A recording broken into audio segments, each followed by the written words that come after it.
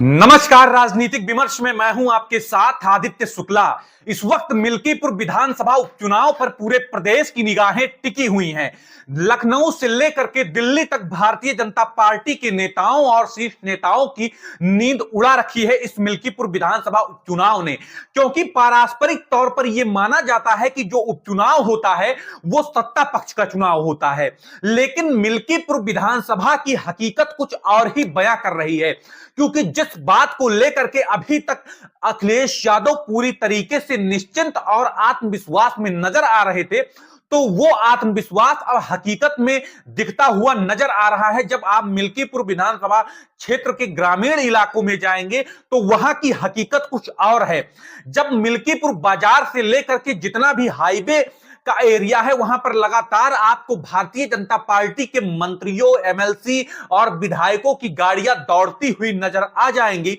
लेकिन ग्रामीण क्षेत्रों में जाने पर भारतीय जनता पार्टी के खिलाफ अच्छी खासी नाराजगी मिल्कीपुर में देखने को मिल रही है। लगातार भारतीय जनता पार्टी का शीर्ष नेतृत्व है जो यह समझ रहा है कि मिल्कीपुर विधानसभा उपचुनाव में मंत्रियों की ड्यूटी लगाने पर पूरी तरीके से पार्टी की जो रणनीति है वो कारगर साबित होगी और बीजेपी को फतेह हासिल होगी। लेकिन जो हकीकत है वो इसके पूरी तरीके से विपरीत है,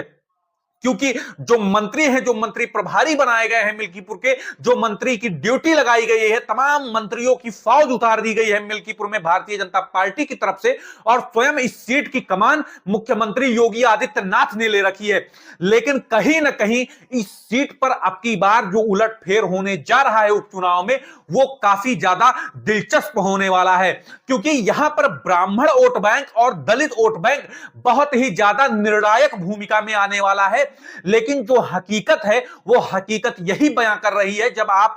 ग्रामीण क्षेत्र के ब्राह्मणों के बीच में जाएंगे, कि अंदरूनी रूप से कहीं ना कहीं ब्राह्मण नाराज है। और जो मिल्कीपुर का दलित वर्ग है वो भी काफी ज्यादा इस बार भारतीय जनता पार्टी से रुष्ट होता हुआ दिखाई दे रहा है, क्योंकि जो कैंपेनिंग हो रही है उसमें दलित नेताओं का प्रतिनिधित्व तो बहुत ही कम देखने को मिल रहा है। भले ही भारतीय जनता पार्टी इस बात को सोचती है कि हमने दलित प्रत्याशी उतारा है तो हमारे साथ दलित बिरादरी और जो दलित वोट बैंक है वो पूरी तरीके से जुड़ जाएगा, लेकिन भारतीय जनता पार्टी मिल्कीपुर में एक बड़ी भूल यह कर रही है अन्य विधानसभाओं की अपेक्षा, कि जो मिल्कीपुर में सामने प्रत्याशी हैं अजीत प्रसाद, उनके पिताजी इस वक्त अयोध्या लोकसभा क्षेत्र से सांसद हैं और अवधेश प्रसाद 9 बार के विधायक और मंत्री रह चुके हैं। अगर सामान्य वर्ग में भी अवधेश प्रसाद के पकड़ की बात की जाए तो चाहे वो ब्राह्मण बिरादरी हो, चाहे क्षत्रिय बिरादरी हो या फिर गुप्ता बिरादरी हो, उसमें भी 10 से 15% जो पक्का वोट बैंक है उसमें अवधेश प्रसाद की अच्छी खासी पकड़ है। और दलित वोट बैंक, जो दलित वोट बैंक है वो पिछले 9 बार से अवधेश प्रसाद के ऊपर भरोसा जताता हुआ आ रहा है। तो अवधेश प्रसाद की जो रणनीति है मिल्कीपुर में, उसे जिस प्रकार से भी देखने पर यही लगता है कि भारतीय जनता पार्टी उस रणनीति को पूरी तरीके से जान नहीं पा रही है, और सिर्फ मंत्रियों की फौज उतार देने से और बड़ी बड़ी गाड़ियां दौड़ा देने से बीजेपी को यह लगता है कि मिल्कीपुर विधानसभा का उपचुनाव हम जीतने वाले हैं। लेकिन अब की बार यदि कैंपेनिंग के तरीकों में बदलाव नहीं किया गया और जनता के बीच चौराहों पर यदि मंत्रियों को नहीं भेजा गया, जिन विधायकों की ड्यूटी लगाई गई है, संगठन के कार्यकर्ताओं की ड्यूटी लगाई गई है,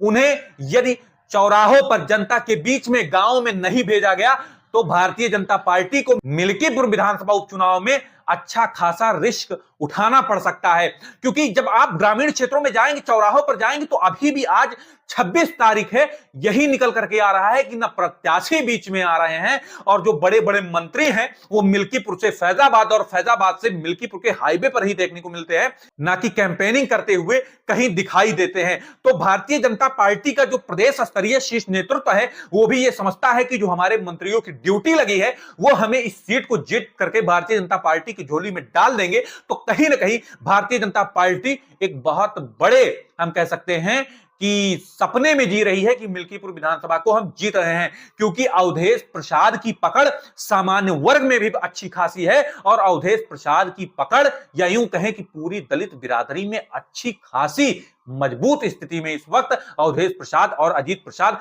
दिखाई दे रहे हैं। इसी प्रकार के विश्लेषण के लिए आप हमारे चैनल राजनीतिक विमर्श को अवश्य सब्सक्राइब करें। नमस्कार।